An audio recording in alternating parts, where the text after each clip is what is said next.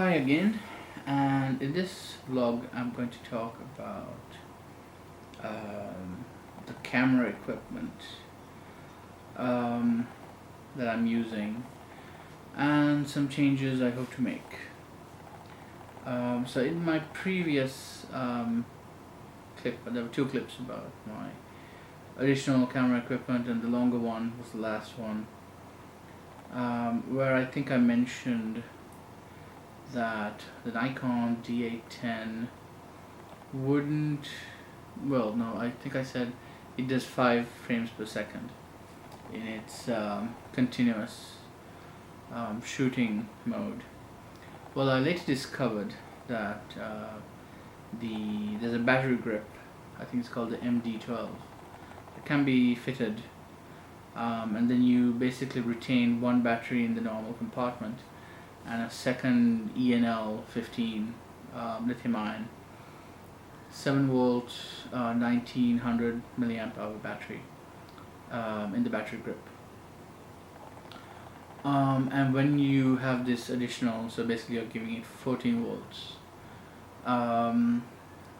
that and the higher current, of course, it allows the camera to drive its mirror at up to 7 frames per second. So you basically get 2 additional frames per second, which is the same rate that is available on the 7D Mark II by Canon and even the 70D that I'm filming this on right now.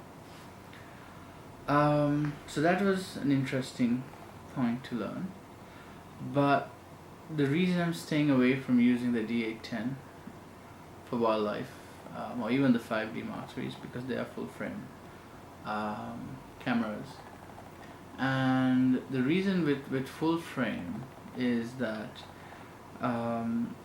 generally what happens is you tend to crop for wildlife or say birds in flight. It's quite rare that you'd be able to frame a bird in flight and get his, say, wingspan covering the entire frame.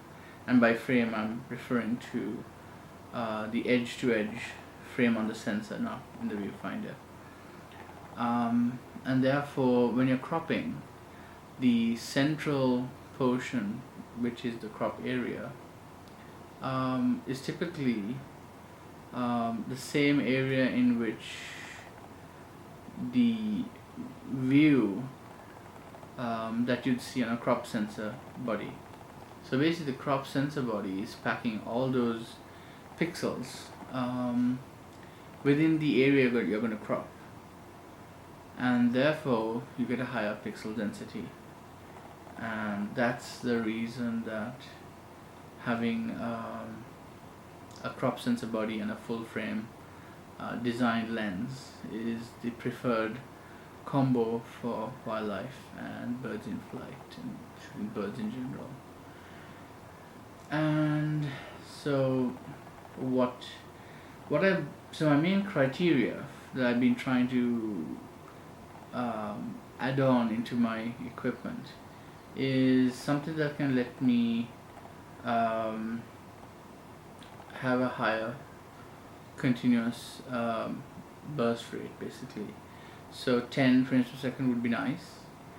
That one that has a great buffer so it doesn't choke, and most importantly a really good air system, and even something that can do low light wouldn't be a bad thing, and even high AF acquisition in low light. But those two aren't particularly primary concerns. I'm mostly gearing this one towards the sports, action, the wildlife segment. And the new D500 fits this bill, these requirements perfectly. It's got the same AF sensor from the D5, which is a $6,500 body, basically. and it has some 150 something AF points, and there's a good bulk of them are all cross type. I think about 50 of them or something.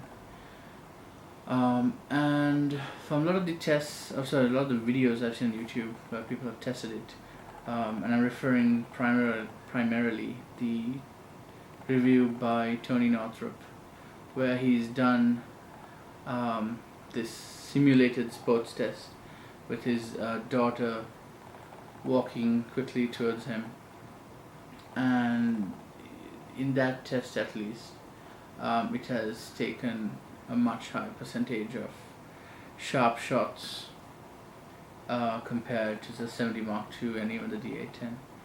And so that works quite nicely. It's got an SD card slot and an XQD slot, and the XQD cards now do 440 megabytes per second. And that's the read on the Lexa 2933X or whatever, whereas the write speed is like 400 megabytes per second, but still that's blazingly fast. And it also has the tilty screen in this sense. It's not fully articulated, but it just tilts out, and you can basically hold the camera at a elevated position above your eye line or below, around your navel, and still be able to use the touch screen.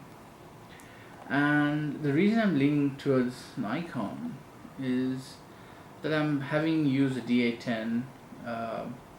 I'm really liking the ergonomics on the Nikon. It's something the Canons do not have, where you basically have that jog wheel, the primary wheel, on your index finger, right where you're holding the grip. So you have one wheel here near index finger, and then you have one right behind. Just that action alone,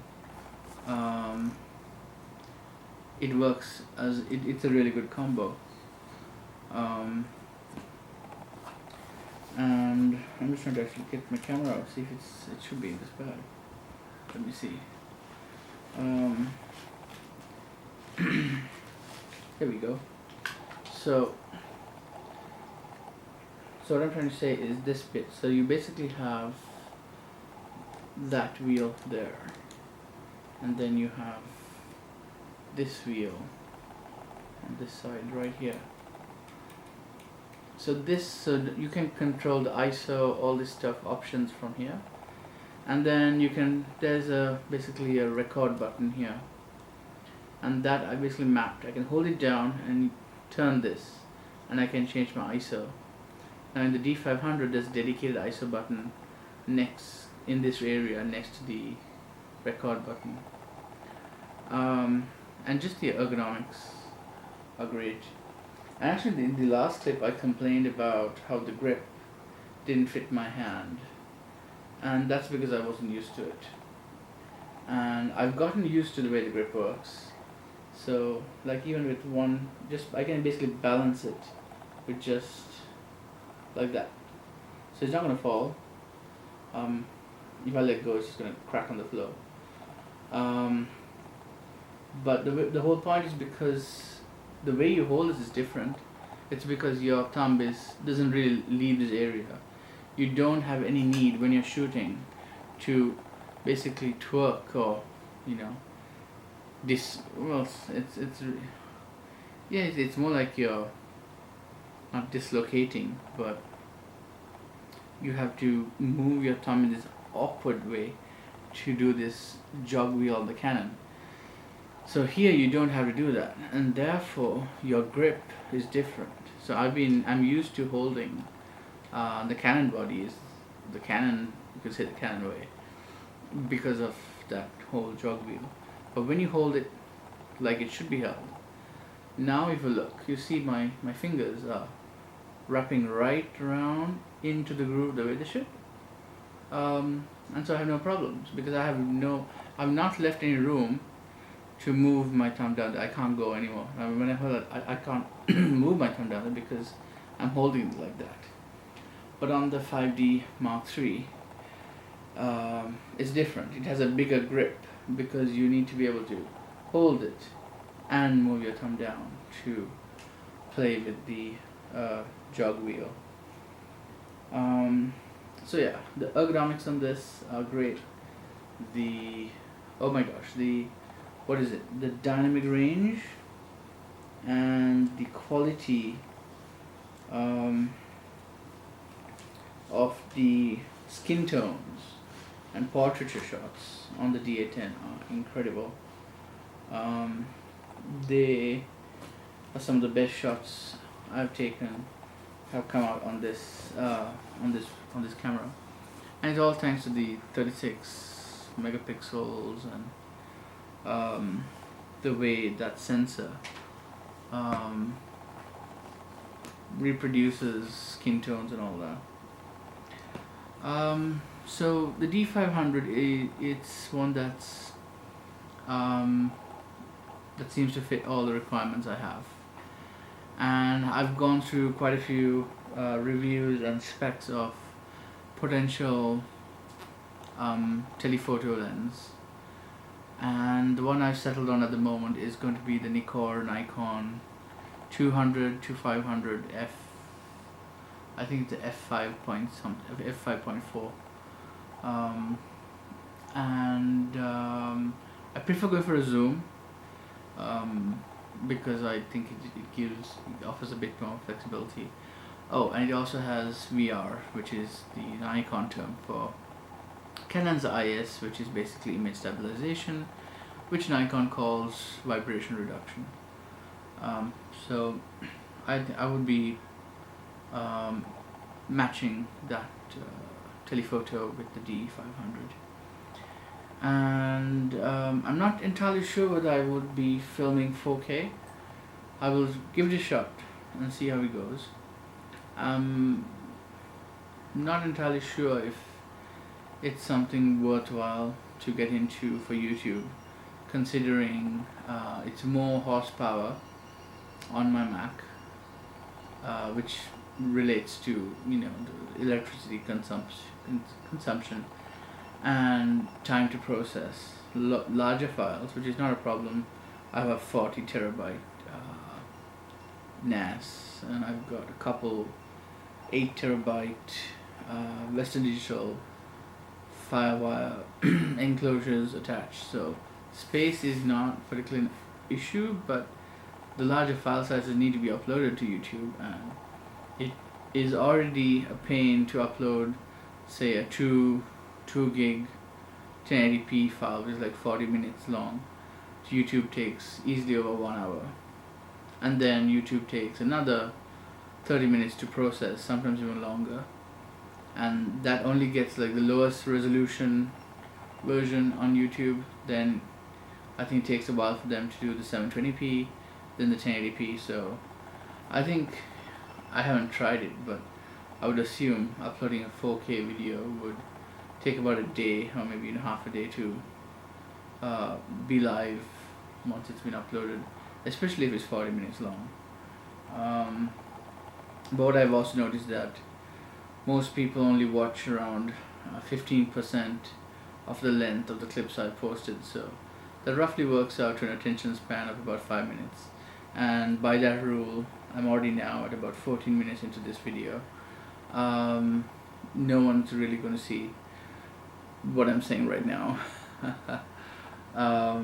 They just watch, like, say, maybe the first 5 minutes, and then they'll move on to something more interesting.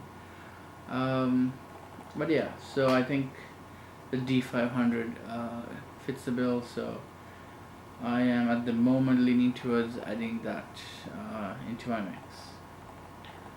Well, I hope to talk a bit more once the D500 is here, and we'll get into some specifics and details once I've had some time to play with it. Alrighty then, until next time. Cheers.